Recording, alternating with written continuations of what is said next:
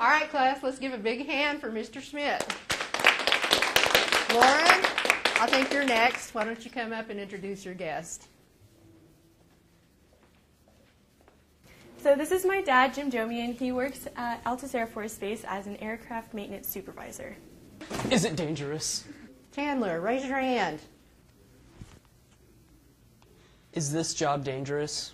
Yeah, aircraft maintenance can be very dangerous if you don't have the proper training or follow the right safety rules. Dad, do you mind telling us some of the stuff you deal with at work? Well, working around operating jet engines and fast-moving control surfaces is dangerous. But we deal with a whole lot more than that. We use hazardous chemicals that can cause a number of health issues.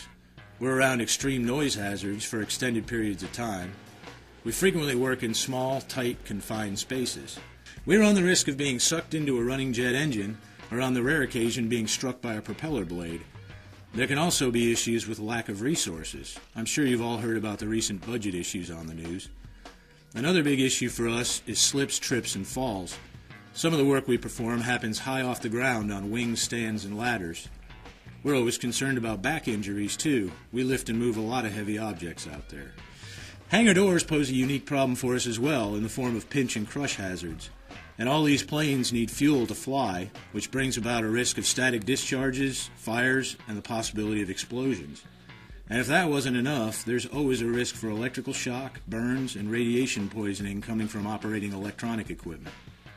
We also had to show that all employees received safety and health training.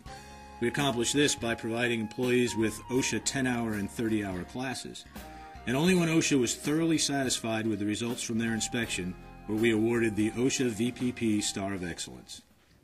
So has this changed how your company operates?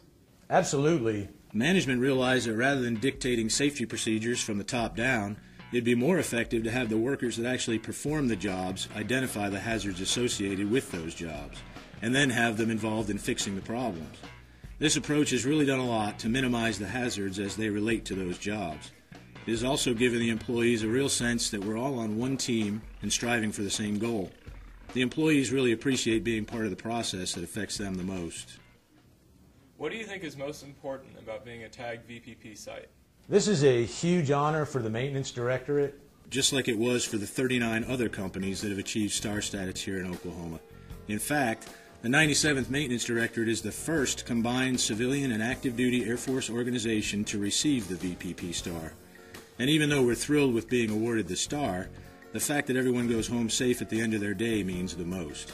VPP is all about people watching out for each other.